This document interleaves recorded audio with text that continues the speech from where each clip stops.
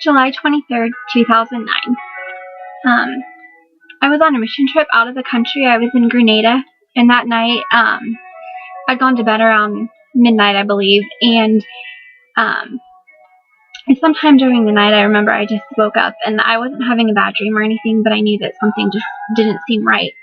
And then the next morning, I woke up and we were getting ready for our day, and after breakfast, we were washing dishes, and I remember one of the girls, she dropped a plate on my foot, and so of course my foot started to bleed, and we were just kind of joking around, and we were saying, oh yeah, like, you're having a bad morning, hope your day gets better. And later after that, we headed back to the school in Pearls where we had been painting the day before, and it was around probably lunchtime, and I had stopped painting because we were about to eat, and I was getting really tired.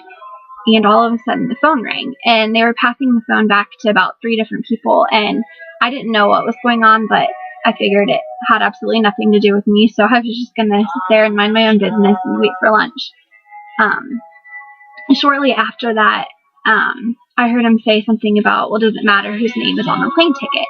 And at that point I knew something was wrong, but I didn't know what was wrong. And a few minutes after that happened, a group of us, we just kind of gathered together, and we didn't know exactly what was going on. And then I received the news that it changed my life. I found out that my brother had been killed in a car accident, and I just immediately started crying, and we ended up packing up half of our group, and we went back to the compound that we were staying at. And I remember once we got back there, I was greeted by Pastor Todd, and he just hugged me, and we just sat down and we prayed. And then after that, one of the girls, she asked me if there was anything I wanted to do before I headed for home. And I told her that I wanted to go to the beach. This time not to swim, but just to think and cry. So we walked down to the beach, and we were there for about 45 minutes. And I just remember I just cried, and I was so angry at God, and I didn't understand why he would let this happen. And I just sat there, and I was just thinking how different things were going to be when I got home, and I was just pretty upset. And then later that night is when we made the journey back to the other side of the island where our hotel was, and the next morning our flight was going to leave early.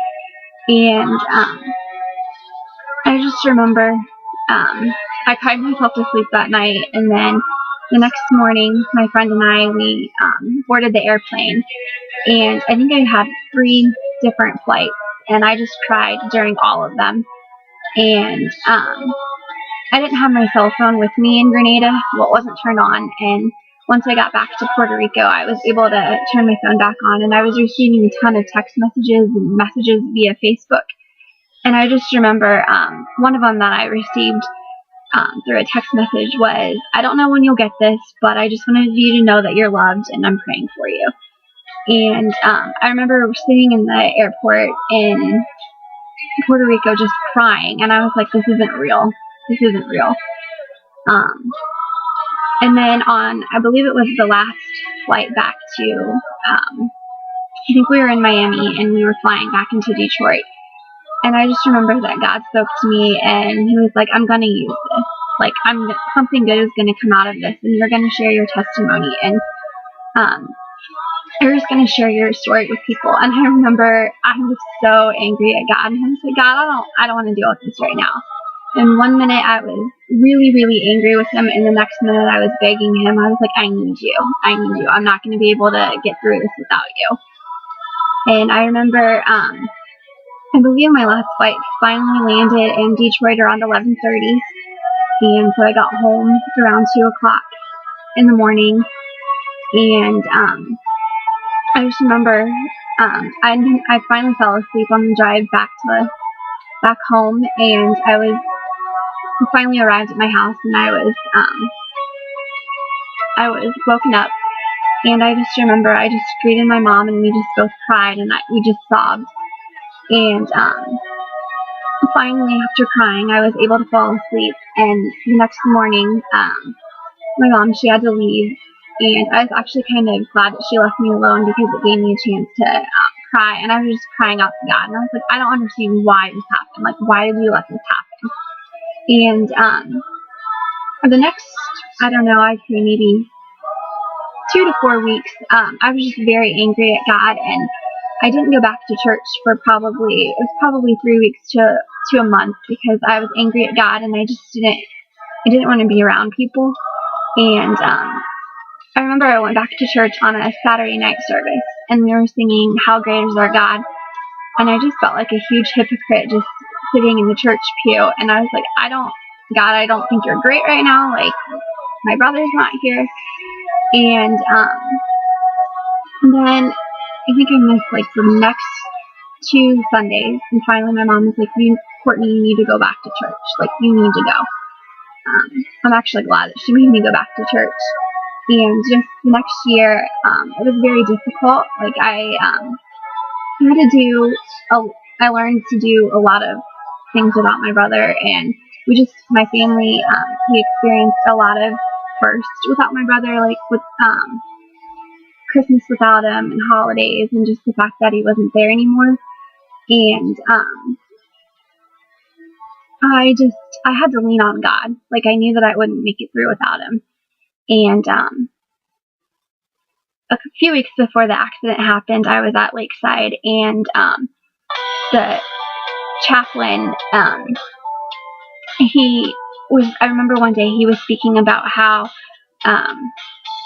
or he gave this illustration. He had a couple chairs out on the stage, and he said, and then he came by and he knocked him down, and he said, just because bad things happen or we mess up doesn't mean that God loves us any less. And then he gave another illustration, and he stacked the chairs, and he had to have people hold them up to keep them from falling over. And he said, that's a great way to think of our faith and how things happen, but in order to keep moving, we have to have other people around us to help us and to help us grow. And I think for the first year without my brother, I lived in fear. I couldn't sleep in my room, and for a couple weeks after the accident, I wouldn't even go upstairs. And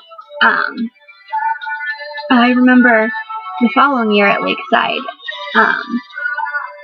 when I came home, I was finally able to sleep in my own room, and just let go of some of the fear that I had.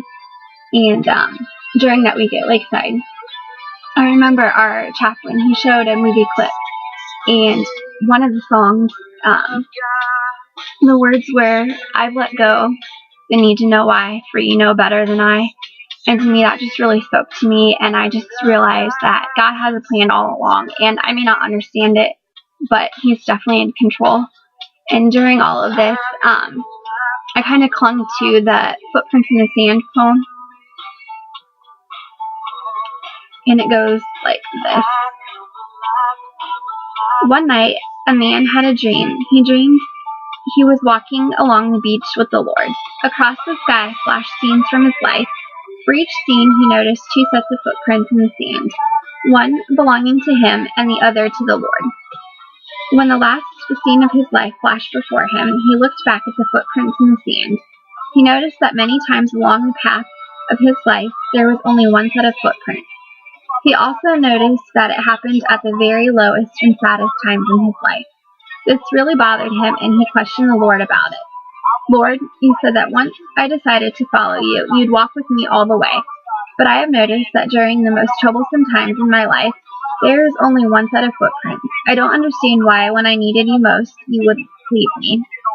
The Lord replied, "My son, my precious child, I love you and I would never leave you. During your times of trial and suffering, when you see only one set of footprints, it was then that I carried you." And I just want to let you guys know that if you're going through a trial or just a difficult time, that God is with you and God loves you, and you're going to be able to get through it.